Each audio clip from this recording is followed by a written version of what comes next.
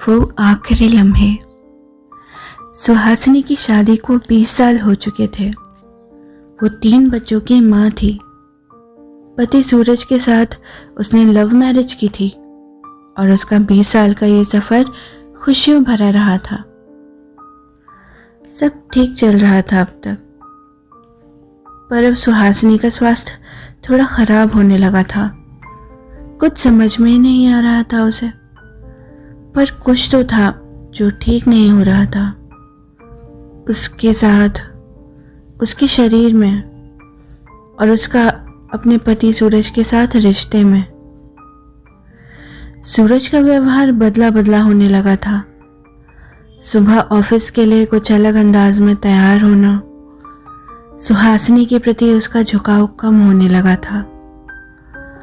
सूरज के स्पर्श में उसे अब वो गर्माहट महसूस नहीं हो रही थी। बच्चों की परवरिश में सुहासिनी का पूरा दिन निकल जाता और वो अपने ऊपर बिल्कुल भी ध्यान नहीं देती।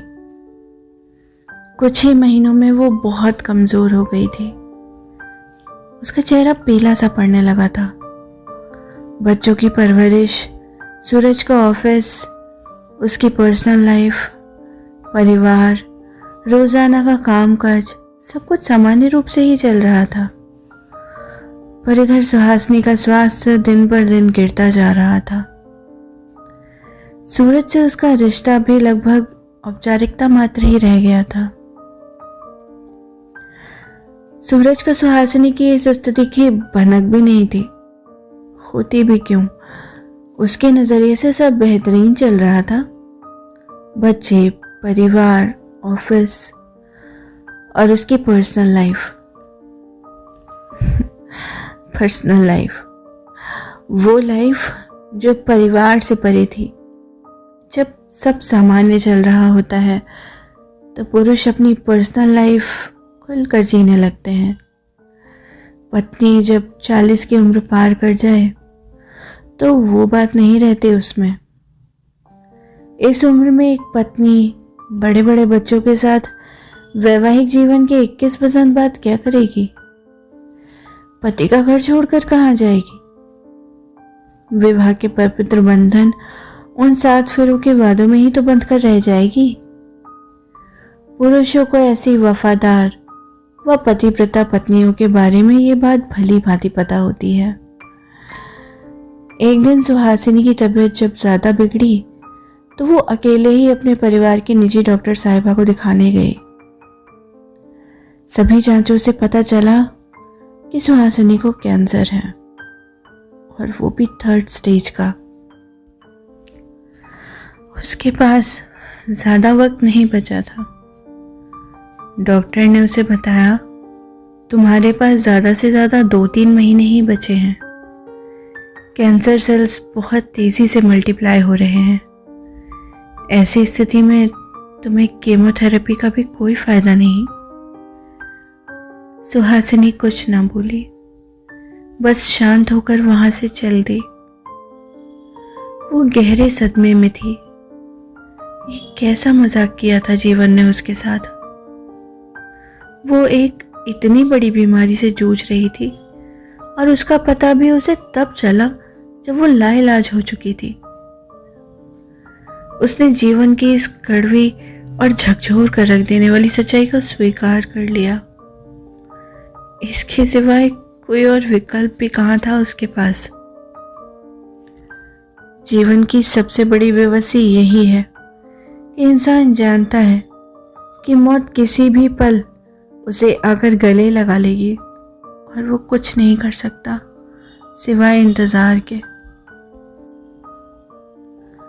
सुहासिनी अपने पारिवारिक दायित्वों का पूरी शिद्दत से निर्वाह करने लगी। उसने ये बात किसी को ना बताई और अपनी डॉक्टर से भी इस बात को अपने तक ही रखने की विनती करी। उसे कुछ महीनों से सूरज के बर्ताव और हाव भाव से भी महसूस हो गया था कि सूरज का किसी और महिला के साथ संबंध है। पर वो क्या करती? उसका गिरता स्वास्थ्य, परिवार की जिम्मेदारी, समाज, गृहस्थी के टूटने का डर, इन सब के आगे वो झुक चुकी थी। सूरज को वो सुख देने में भी असमर्थ थी जो वो चाहता था। कैंसर की खबर के 1 महीने बाद सूरज ने सुहासिनी को कुछ डॉक्यूमेंट्स पर साइन करने को कहा, पर सुहासिनी समझ चुकी थी कि सूरज अब उससे हमेशा के लिए दूर होना चाहता है और एक नई जिंदगी जीना चाहता है। सूरज डिवोर्स चाहता था। सुहासिनी ने सूरज से सहजता से कहा, सूरज, मैं जानती हूँ कि तुम क्या चाहते हो। मैं ये डॉक्यूमेंट साइन कर दूंगी।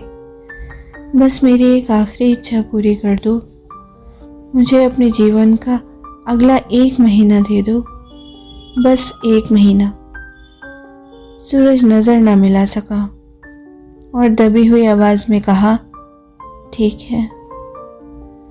सूरज को सुहासिनी से इस सादगी और सहजता की रत्ती भर भी उम्मीद नहीं थी।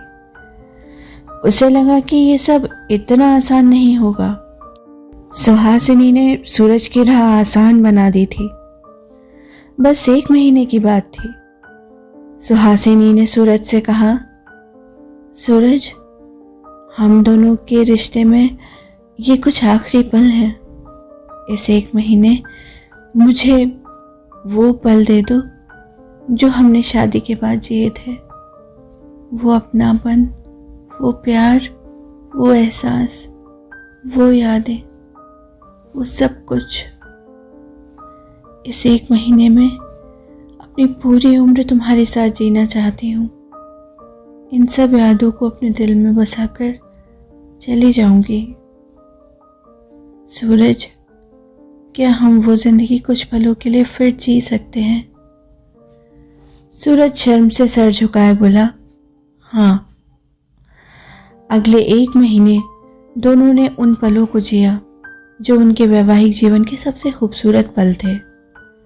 सूरज ने 1 महीने के लिए ऑफिस से छुट्टी ले ली थी, पूरा समय सुहासिनी व बच्चों के साथ बिताने के लिए।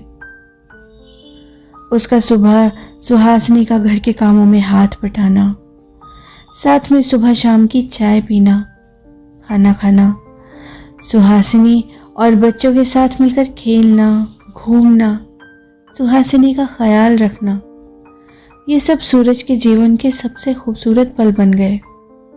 और सुहासिनी के लिए ये लम्हे खुशी से भरी आखिरी चंद सांसें। सूरज को नहीं पता था कि ये पल अब केवल यादें बनकर रह जाएंगे। इस 1 महीने में सूरज अपनी जिंदगी की शुरुआत को लेकर सोचने पर मजबूर हो गया था। सुहासिनी और बच्चों के बिना नया जीवन।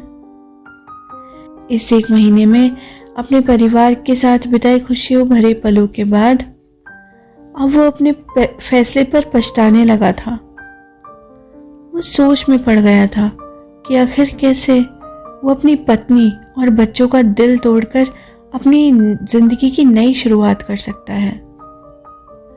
उसे अब अपना ये जीवन रास आने लगा था और नई जिंदगी प्रश्न चिन्ह। अब 1 महीना खत्म हो चुका था। अगले दिन सुहासिनी ने डिवोर्स के डॉक्यूमेंट्स पर साइन किए और सूरज को सौंप दिए। सूरज ने सुहासिनी का हाथ पकड़ लिया और उसे रोका। उसने उस डिवोर्स के डॉक्यूमेंट्स को फाड़ दिया और बोला, सुहासिनी, मुझे माफ़ कर दो, मैं बहक गया था। मुझे तुम और बच्चे चाहिए बस, और कुछ नहीं। मुझे माफ़ कर दो। सुहासिनी मौन थी, भारी मन और अपना दर्द लेकर चुपचाप। कुछ ही पलों में उसकी हालत बिगड़ने लगी और उसे खून की उल्टियां होने लगी। सूरज हक्का बक्का रह गया। सुहासिनी अब अपनी आखिरी सांसें ले रही थी। वो बोली, सूरज, मेरे पास अब ज़्यादा वक्त नहीं बचा है। तुमने मुझे इस 1 महीने में पूरी ज़िंदगी का सुख दे दिया। अब मैं चैन से विदा ले सकती हूँ। सूरज घबरा गया। उसने कहा, सुहासिनी, ये तुम्हें क्या हो रहा है? ये सब क्या है? तुम ऐसी बातें क्यों कर रही हो? सुहासिनी ने कहा, सूरज, मुझे कैंसर है, 3rd स्टेज। डॉक्टर ने कहा है कि अब मैं ज़्यादा और नहीं जी पाऊंगी। तुम बच्चों का और अपना ख्याल रखना। यह कहकर सुहासिनी की सांसें थम गईं। धन्यवाद।